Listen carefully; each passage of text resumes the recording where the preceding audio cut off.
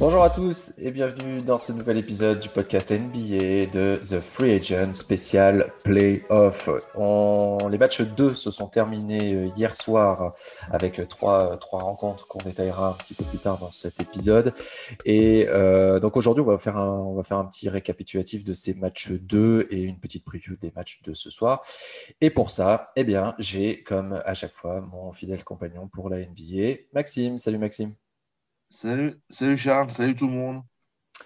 Bon, Maxime, match 2, déjà, ça va assez vite. Globalement, si on fait un petit récap global, pas trop de surprises au final par rapport à ce qui s'est passé, contrairement au match 1. C'est ça, exactement. On peut dire qu'il y a une surprise, clairement. Et le reste, on est dans la norme, on est clairement dans ce à quoi on pouvait s'attendre. Voilà, exactement. Eh ben, je te propose, on commence un petit peu cette revue par lundi soir et le Heat Bucks.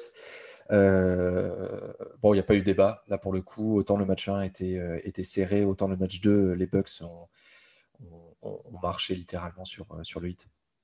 Oui, tout à fait. Je pense à mes yeux, on retrouve vraiment ce qui aurait dû se passer sur le match 1. Les Bucks se sont fait surprendre comme d'habitude lors du match 1. Ils ont remis les compteurs à jour lors du match 2, en montrant vraiment qu'il y avait un écart cette saison entre les deux équipes, contrairement à ce qui s'était fait l'année dernière. Ouais, comme tu le dis, ils ont vraiment rectifié le tir par rapport au match 1. L'adresse à 3 points était là. Et rien que ça, en fait, ça a fait. Ça a fait toute la différence. On rappelle le score 132 à 98. Donc, il y a pas, ils ont pas existé. Et le Heat a fait un deuxième match très moyen en termes d'adresse. Non, moi, même l'ami Butler a déclaré qu'ils avaient fait le pire match de leur carrière, que c'était une honte. Bon, en gros, il était très mesuré comme à son habitude, n'est-ce pas?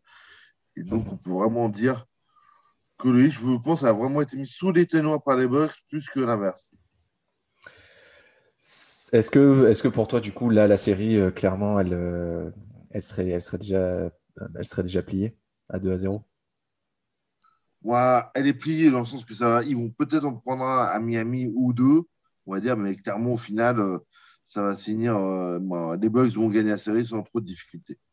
Et je Ouais, crois plutôt qu'ils vont en prendre un à Miami et c'est que les ça. Bucks finiront la série chez eux prochainement. En match 5, ouais, c'est ce que je pensais aussi. Je pense que même dans manière, si on prend des stats, une équipe qui est menée 2-0 et qui arrive et qui joue son premier match à domicile, dans quasiment 80% des cas, elle le remporte. Donc ce soir, et là je pense à nos amis qui peuvent écouter et qui qui font des paris sportifs. Et ce sera l'objet d'une analyse dans la journée. A priori, on devrait partir vers une victoire du 8, du 8 ce soir. Moi, je suis d'accord avec toi. Je pense que le 8 peut prendre ce 8 ce soir et Milwaukee prendra le game 4 et viendra gagner au Fiserv Forum pour le match 5. Et puis l'affaire sera pliée. On enchaîne avec là, le match 2 entre Portland et Denver. Et là aussi, le favori a remis, on va dire, les pendules à l'heure. Les Nuggets se sont imposés 128 à 109. Euh, Jokic a enfin eu le support autour de lui pour pouvoir l'emporter. Oui, tout à fait. On a retrouvé un Michael Porter Jr., on a retrouvé quelque part un pas mauvais Aaron Gordon. Mais bon, c'est un Campazzo qui est un rookie de 30 ans, mais qui est vraiment un super joueur. Amit Sap qui sort en sortie de banc, qui nous met 15 points. Donc vraiment quelque chose de très sympa à voir. Et on voit vraiment, pour le coup, à nouveau aussi, l'écart de niveau qu'il y a cette année entre les deux équipes. Clairement, je me Ouais, fais, même si pour moi j'avais mis que c'était une série relativement facile pour les Nuggets. Et même si c'est au Moda Center, malgré le public de Portland, on peut difficilement voir autre chose qu'une victoire des Nuggets sur un, voire les deux matchs. À mes, à mes yeux, à tes yeux. Ouais. malgré l'avis des amoureux de Damien Lillard, n'est-ce pas? Ouais, dont je fais partie. Et d'ailleurs, je tiens à le féliciter pour le shoot depuis le logo qu'il a Mhm. fait pendant ce match 2. On se serait cru sur NBA 2K. Euh, ouais, là, je te rejoins. Il y a- on a vu l'écart qu'il pouvait y avoir en termes de collectif, à mon avis, entre ces deux équipes. Euh, Lillard là, a été vraiment un petit peu trop esselé. À l'inverse du match 1 où Portland avait bien joué collectivement et avait réussi à faire déjouer Denver. Là, Jokic marque encore un petit peu plus de points, mais comme tu l'as dit, autour, bah, ils se sont réveillés aussi. Et c'est ce qui a fait la différence, à mon avis, sur ce match. Là, la série arrive à Portland. Je serais peut-être pas aussi catégorique que toi, surtout en tenant compte l'irrégularité de Portland. Donc, ils ont fait un très bon match, ils en font un peu moyen. On peut s'attendre à ce que le match 3 soit un peu plus, euh, soit peut-être d'un niveau un peu supérieur pour Portland. Donc, je pense à un match assez serré ce soir, Oui, parce qu'ils jouent ce soir entre les deux équipes. que le match soit serré, je suis d'accord avec toi. Par contre, qu'au final, ce soit Denver qui gagne le match de ce soir, je ne serais pas surpris. Eh ben, écoute, on débriefera tout ça, je le note, et puis on en reparlera à la fin à la fin des matchs 3. Euh, on passe à la soirée de mardi et là pareil, bon, bah, pauvres Celtics qui se sont fait absolument rouler dessus aussi, 130 à 108. Là, ça y est, les Nets ont, ont pris leur vitesse de croisière. Tout à fait. D'autant plus que, comme l'a déclaré Monsieur Harden, ah bah on commence à jouer un peu ensemble, on voit que ça commence à marcher, on se met à défendre un peu ensemble, on trouve nos repères petit à petit. Bon, ça fait peur pour le reste des playoffs. Et bon, effectivement, en plus, en plus ces Celtics surtout perdent encore Tatum sur la fin du match. Le pauvre Evan Fournier qui est parti d'une galère d'Orlando à limite à se demander s'il n'est pas parti dans une autre galère à Boston. Est-ce que cet été, il n'aura pas d'autres opportunités? C'est peut-être pour lui la chance qu'il aura. Mais autrement, effectivement, on s'achemine direct tout droit vers au mieux Vers un un sweep. 4-1 avec une petite victoire des Celtics au TD Garden. Au pire, un beau sweep dans les règles. Mm. Non, je pense qu'ils sont capables d'en prendre un quand même parce que ils ont fait deux matchs. Ils vont faire. Tatum va forcément sortir un match assez solide et la défense des Nets, même si là elle est un petit peu meilleure, ils ont concédé que 108 points. C'est vrai qu'ils ont tendance à, à s'améliorer de ce point de vue-là. Ce qui a fait la réussite, c'est Joe Harris qui a littéralement pris feu dans ce match-là. Et, euh, et il est venu en soutien d'Arden, enfin du trio magique. Et c'est ça qui a aidé aussi. Donc, est-ce que à eux trois, ils sont capables de gagner? Je suis pas sûr. Je pense qu'ils auront quand même besoin d'avoir un Joe Harris qui soit plutôt en forme. Oui, mais il faut pas oublier non plus qu'il y a un certain Blake Griffin aussi, Aussi. qui est ressorti, qui après avoir fait n'importe quoi à Détroit Et il voulait clairement partir. Il ne voulait pas aller à Détroit. Il ne voulait pas rester à Détroit. Il voulait partir à Détroit. Il est resté en vacances tranquillement dans Michigan, à penser à sa vie extra basket. Quand il a réussi à venir à Brooklyn, il s'est dit, ah bah tiens, là, j'ai envie de jouer au basket. Donc, clairement, on peut dire que le retour de Blake Griffin au poste 4, qui aurait dû occuper le malheureusement retraité trop tôt Lamarcus Aldridge, je pense que c'est quand même une excellente, comment dire, une excellente recrue. Oui, surtout que bah là, on l'a vu, il s'est remis à dunker. Donc, preuve que le physique a l'air de revenir petit à petit. Donc, si en plus ils ont Griffin et Harris qui sont en forme, par contre, je vois mal qui va pouvoir les arrêter.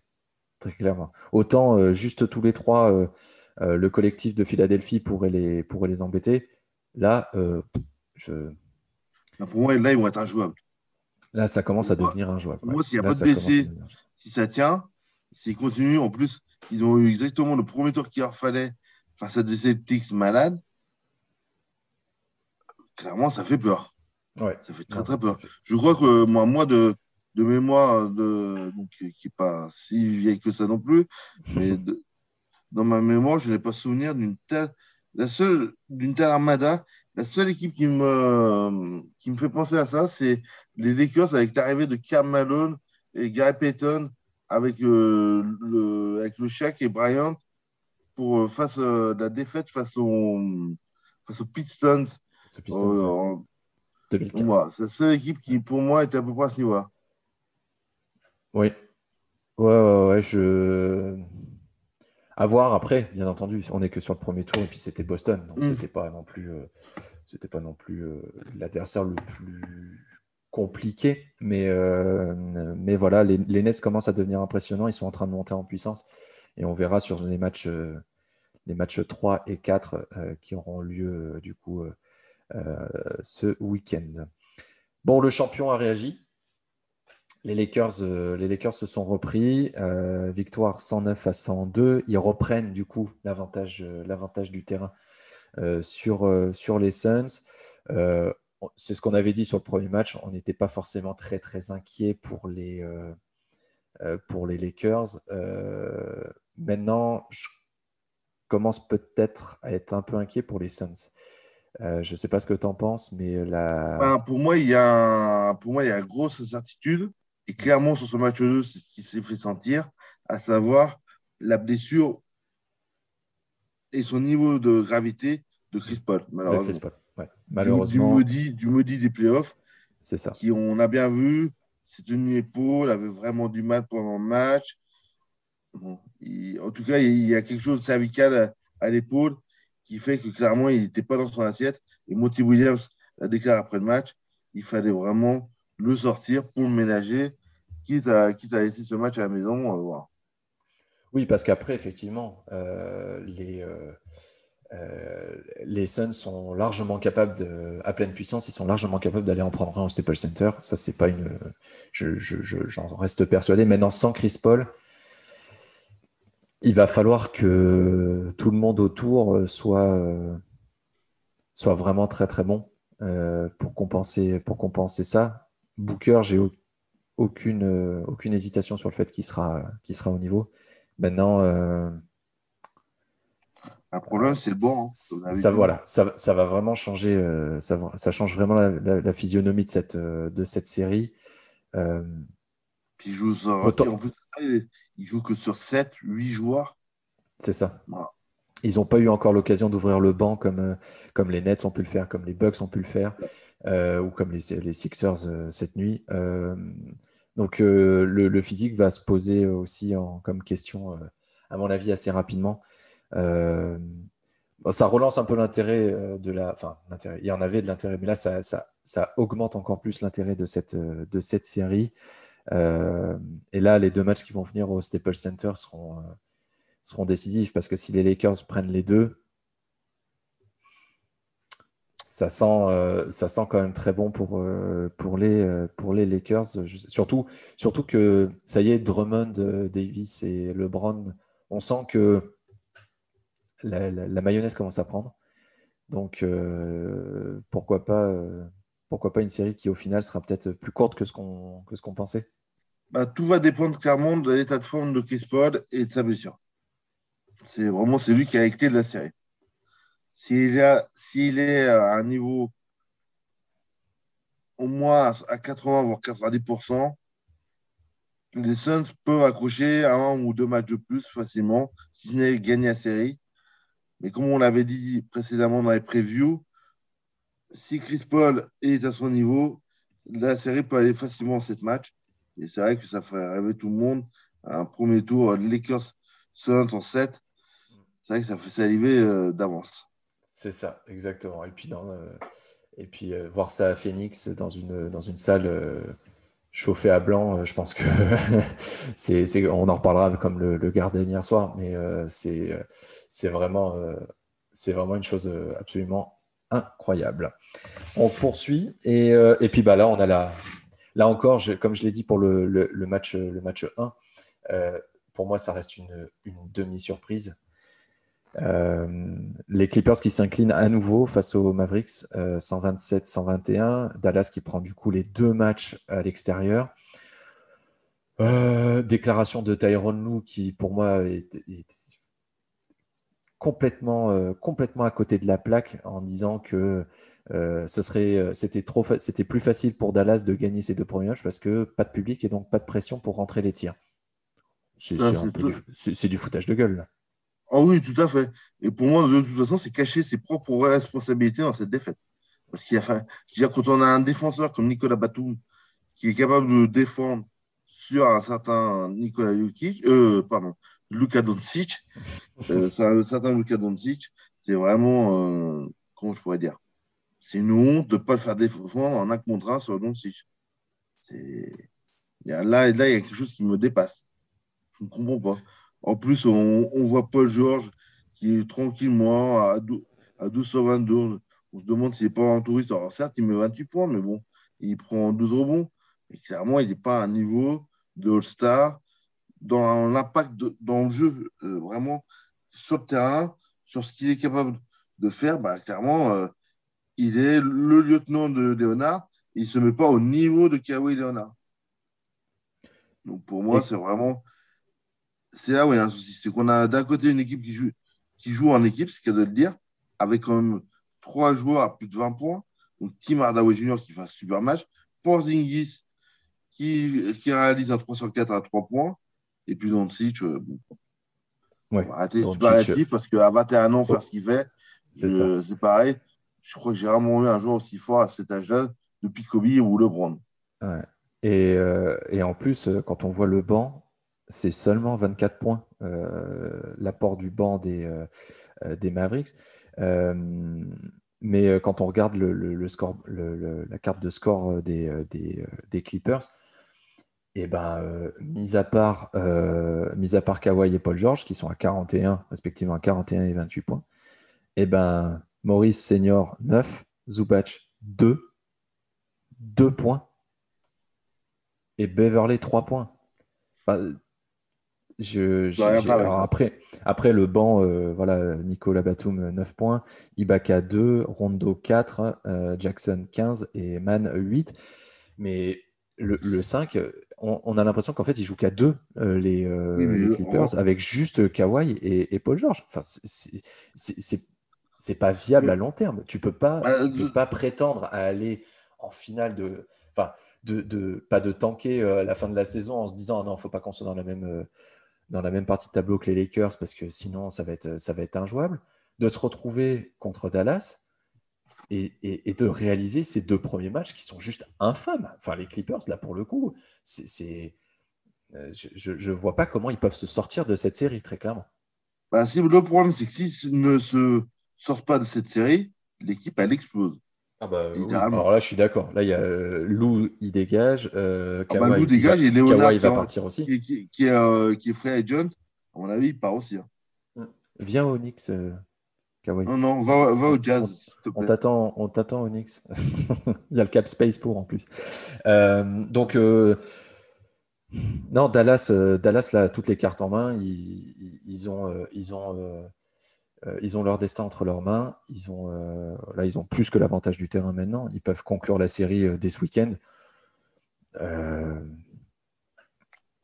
Honnêtement, c'est vrai que c'est vraiment, moi, je suis vraiment très, très, très, très, très déçu par les Clippers. Comme tu as dit, c'est une demi-surprise. ouais. C'est vrai que je ne les voyais pas mentalement aussi faibles, Non, c'est ça. clairement.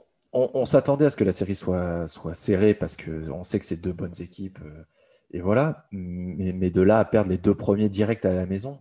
Enfin, Et puis la manière surtout. oui, c'est ça. Et puis c'est avec la manière. Enfin, les matchs seraient allés en double prolongation, etc. Ils auraient perdu les deux. On se serait dit, bon, allez, pas manque de chance, mais voilà, Hmm. c'est des prolongations. Ils sont allés loin, machin. Mais là, même pas. Mais même pas. Mais même s'ils passent ce tour-là, le tour suivant, ils vont se faire arracher. Enfin, c'est juste pas possible. Donc, pour moi, Dallas va passer et je pense que on n'a pas besoin d'en dire plus. Ah non, je suis tout à fait d'accord avec toi. Alors, et on passe enfin à la soirée de hier soir, où là aussi, bah, pas de surprise, les Sixers ont roulé sur les Wizards. Euh, voilà, pas grand-chose à dire, mis à part cet incident qui a eu lieu avec Russell Westbrook, qui a reçu du popcorn de la part d'un fan en tribune. Voilà, c'est d'une stupidité sans nom de la part de ce spectateur-là. On peut ne pas apprécier Westbrook, mais il y a un minimum de respect à avoir euh, vis-à-vis des joueurs et balancer du popcorn, c'est un manque d'éducation absolument, Je suis absolument d'accord, incroyable. mais après, en même Voilà. temps, c'est le retour du public. Ça fait partie. Philadelphie n'est pas réputé pour avoir la salle la plus calme de la Non, ligue. c'est sûr. Mais Donc bon, après, pour moi, Westbrook n'est pas réputé pour être la personne avec l'ego le plus faible de la ligue non plus. ah non, c'est sûr. C'est sûr. Mais comme Donc c'est ce que après, je disais, pour moi, c'est- effectivement, c'est pas correct de faire ça. Après, pour moi, ça fait aussi partie un peu du jeu, on va dire, et clairement du chambrage, et c'est ça. C'est ça l'ambiance de playoff aussi.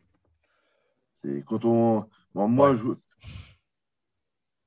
pour moi, ça me Je... fait doucement sourire parce que je pense qu'il en fait beaucoup pour quelque chose, ok, qui est très grave, hein, je vous confirme, mais je pense qu'à mon avis, le supporter, il vient de signer son Ah bah, il exclusion à reviendra vie pas au Wells Fargo Center, oui, ça c'est au sûr. West Fargo Center, ça, je suis d'accord, et c'est à la limite, c'est normal. Par contre, de là à faire la déclaration qu'il a faite, je pense qu'il aurait pu rester un peu plus mesuré. En tout cas, les Wizards repartent à la maison avec une grosse valise prise sur ce, sur ce deuxième match. Euh, donc, euh, donc là, bon, on l'avait dit, les Sixers vont s'imposer, je pense, assez facilement dans cette série. En plus, ils ont pu reposer les titulaires en fin de match. Ils ont fait pas mal tourner. Donc, voilà, je vois pas comment cette série peut leur échapper. Clairement, oui.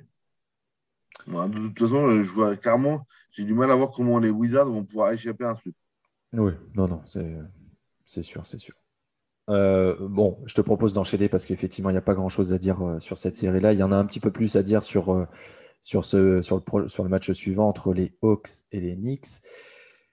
Et ben, ce coup-ci, c'est malgré une performance encore magistrale de Trae Young, c'est bien les Knicks qui se sont imposés hier soir 101-92, qui ont réalisé un comeback euh, incroyable. Ils étaient menés de 15 points à Mm. la mi-temps. Ils ont fait un très bon troisième quart-temps. Ils ont fait une deuxième partie de rencontre, très bonne et menée par un homme en particulier, le vétéran Derrick Rose. On va dire que s'il était arrivé à New York plus tôt dans la saison, il aurait été clairement sixième homme de la ligue, pour moi. Parce qu'il a un impact sur cette équipe en sortie de banc. Hmm. Et encore, je ne serais pas étonné que Thibodeau ne le mette pas dans les matchs à venir, peut-être même directement dans le 5, si le physique tient. Parce qu'on sait que c'est quand même des genoux de cristal qu'il a. Et, voilà. Et pour moi, c'est c'est pas une surprise, le retour de la victoire des Knicks. Ils reviennent de loin. Mais puis surtout, je suis quand même toujours un peu déçu quand même par Julius Randle. Je trouve que Oui, c'est quand même, je suis d'accord. Je suis d'accord. Depuis le c'est quand début même des pas tout playoffs, à fait ça, hein. c'est pas ça, ouais. C'est pas ça. Euh, il a été élu et on s'était pas trompé. Bon, Là encore, encore on une en est à fois. 2 sur 2. Mm. Il a été élu MIP, donc Most Improved Player, joueur avec la meilleure progression d'une année sur l'autre. Chose amplement méritée par, soit dit en passant. Mais effectivement, il est que à 15 points sur les 2 matchs. Euh, il n'a pas encore. Alors, il a fait une meilleure deuxième période. Il a eu un début de match très compliqué. La deuxième période a été un peu meilleure. Il était un peu plus dedans. Mais effectivement, il est pas au niveau où on l'attend avec la saison régulière qu'il a faite, avec largement plus de 20 points par match. J'ai l'impression il va mettre un peu de temps à se mettre en route. Et peut-être que le fait d'être à l'extérieur va aider, va contribuer à ça en retirant cette espèce de pression que tu as à jouer à domicile, surtout avec du public. Et on a vu hier soir que le public du Garden était chaud bouillant à nouveau. On a posté sur les réseaux sociaux, vous pourrez aller voir la petite vidéo sur le alley-oop de Hobby Topin où on voit la salle qui se lève et qui est en ébullition. Euh, Image très plaisante à regarder d'ailleurs. Mais oui, j'ai l'impression qu'il met un peu de temps à se mettre en route. Alors, j'espère qu'il se mettra en route parce que s'il ne se met pas en route, ça va être compliqué pour les Knicks. Ah bah ça, c'est sûr. À la longue, ça peut vraiment être très très très compliqué pour Enix. Pour moi, comme je pensais l'avoir dit, pour moi, on était d'accord sur le fait qu'on voit un match 7. Un match 7 au Garden, c'est plutôt en faveur des Knicks. Mm. Moi, je pense que les Hawks peuvent faire quelque chose parce que clairement, en Hunter, les quatre autres dans le 5, bon, Collins aussi, mais il y a trois joueurs vraiment énormes, Young, Bogdanovic, KPA. Bon, je veux dire, ils marchent sur Oui, l'eau. ils ont l'effectif pour. Oui. Ah oui, ça c'est sûr qu'ils ont un effectif qui, euh, qui, sur le papier, et sans doute, si on regarde juste les noms et les performances, et il est meilleur que celui d'Enix. Maintenant, toute la saison, les Hawks ont été super irréguliers et, Mm. euh, et se reposant Bon, trop sur Trae Young. Là, il a réussi à faire il a encore inscrit plus de 30 points. Euh, il termine à 30 points tout rond d'ailleurs, à 11 sur 20 oui, au c'est ça. shoot. Mais autour de lui, bah là, c'est là où ça devient irrégulier et c'est là où ça pêche pour les Hawks. C'est que Trae Young est régulé, lui, il n'y a pas de souci. Par contre, c'est le supporting cast autour qui ne répond pas forcément à l'appel à chaque match. Et surtout avec un rythme comme ça pour les playoffs où bah, ça va quand même vite. Vous jouez tous les 2 jours. Euh, c'est peut-être là où les Knicks ont leur carte à jouer. Je suis assez d'accord avec toi. Surtout que là, en plus, il y a un Lou Williams qui fait un vilain 1 sur 6. Et surtout, quand on Ouais. voit le banc, il n'y a que 21, 22 points, pardon, du banc. C'est quand même Mm. difficile de s'en sortir face Ah aux bah oui. Knicks, Les Knicks Knicks, avec un banc aussi faible. Mais bon, 30, 41, 49, 50, 55 points du banc, les Knicks, hier soir. Bon, après, tu as, les et- titulaires, et c'est là où je comprends toujours pas pourquoi ils s'obstinent avec Peyton en meneur. Peyton qui finit avec un 0 sur 2 et et un qui joue que petit 5 point minutes en sur 20. plus. Et il joue que 5 minutes. Et après, effectivement, c'est pas Randall, c'est 15 points, Bullock, c'est 15 points et Barrett, c'est 13. Donc là aussi, il y a encore une marge de progression euh, qui est, euh, qui est très importante pour les Knicks. Mm. Et on termine avec le Jazz. Voilà, j'ai beaucoup aimé le jeu de mots que j'ai fait ce matin pour l'article. Un Jazz sans fausse note. C'est ça. 141 à 129, un match très offensif. Et le retour de Donovan Mitchell qui change tout pour le coup. Oui, clairement. Moi, pour avoir regardé, entre autres, ce match-là, c'était vraiment. C'était à la fois surprenant par rapport au niveau affiché par les Grizzlies, surtout par cette très, très, très mauvaise défense du Jazz. Alors qu'il, certes, marque le record de l'histoire de la franchise avec 141 points sur un match. C'est comme, donc, pour une équipe qui est réputée pour être défensif, mais qui est quand même la troisième équipe, la troisième meilleure attaque de la saison régulière, il ne faut pas l'oublier. C'est comment je pourrais dire, c'était un match qui était vraiment très, très, très particulier, dans le sens que un match de série, avec un troisième carton des Grizzlies absolument tonitruant, ou avec un Ja Morant et surtout un Dillon Brooks et Valanciunas qui étaient plus pénalisés par leurs fautes, qui ont pu vraiment apporter tout ce qu'ils pouvaient. Mais bon, pour moi, le Jazz a remis les pendules à l'heure. Il faut signaler quand même un très très bon Rudy Gobert qui met en plus un contre magistral sur Ah Ja ouais, Morant. magnifique. Là, tu vois Moren si vous l'avez pas vu, allez le voir parce que Ah oui. ça vaut son pesant de cacahuètes. Morant qui explose comme il fait d'habitude là, un vrai marsupilami. Et puis bah, Gobert qui lui dit No Not way. in my house. Et superbe contre de Gobert où Gobert reste en plus bien droit quand il retombe et on voit Morant qui tombe par terre. Donc grosse performance collective du Jazz comme toute la saison. Mm, Euh, le Jazz, c'est 31 victoires. Ils ont fini à 31-5 sur la saison régulière à c'est domicile. ça. Ils pouvaient que gagner ce match 2 et l'apport de Donovan Mitchell a vraiment été Après, décisif. il y a une petite alerte pour Donovan Mitchell où il est sorti. On n'a jamais trop su pourquoi. Donc, bon. Ouais, Mais je bon, pense qu'ils après, prennent pas trop de risques non plus. ouais. Ils vont y aller Mais c'est vrai doucement, mais il est là, qu'en quoi. début de match, il était déchaîné. Il voulait vraiment montrer que c'était lui le patron. Et Ouais, il c'est voulait ça. vraiment tout faire, tout exploser. En premier carton, il fait un premier carton à 15 points. Bon, bah voilà, on s'est dit, bon, ok, Donovan Mitchell est de retour. Hmm. Après, il y a le meilleur sixième, les deux premiers du classement des meilleurs sixième hommes qui font leur match, Clarkson et Ingles sont en sortie de banc. Ils tournent que sur 9 joueurs, mais bon, jusque-là, il n'y a rien de très surprenant à tout ça. Non, non, non, c'est sûr. C'est sûr, c'est sûr. Donovan Mitchell, son apport, on le dit, on le répète, a été excellent. Il a attiré en fait la défense. On a l'impression que c'était un aimant. Il a attiré les joueurs sur lui et du coup, bah, forcément, tu libères vachement d'espace pour tes coéquipiers, pour avoir des tirs ouverts. Et quand tu as un Ingles aussi à droit à longue distance, ça fait rapidement mal.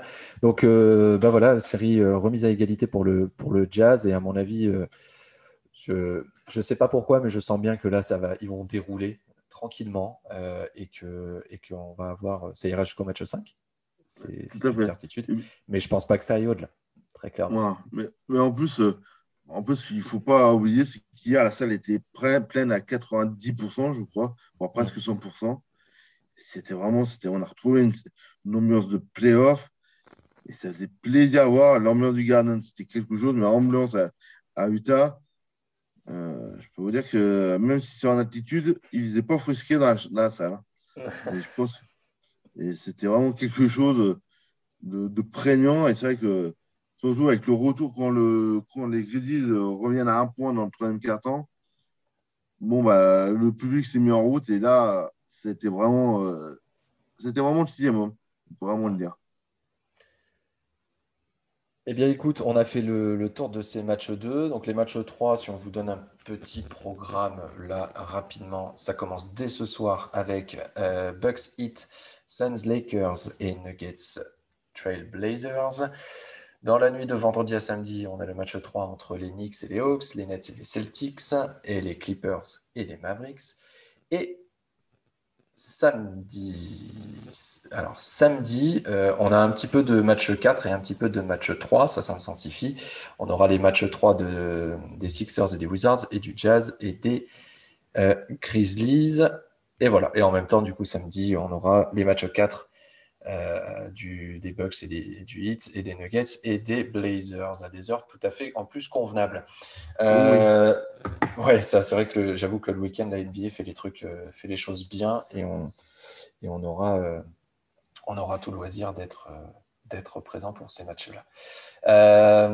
Et ben écoute, merci Maxime pour ce petit passage en revue des matchs 2 de ces playoffs NBA.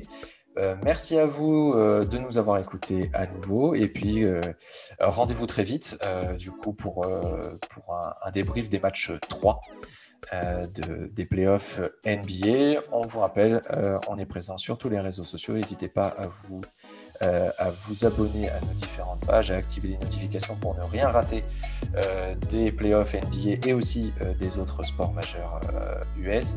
Merci à vous, bonne journée à tous, bonne soirée ou bonne après-midi en fonction de quand est-ce que vous écouterez tout ça. Maxime, encore merci et puis à très vite. Eh ben merci à vous de nous avoir écoutés et à très vite. À très vite tout le monde, salut.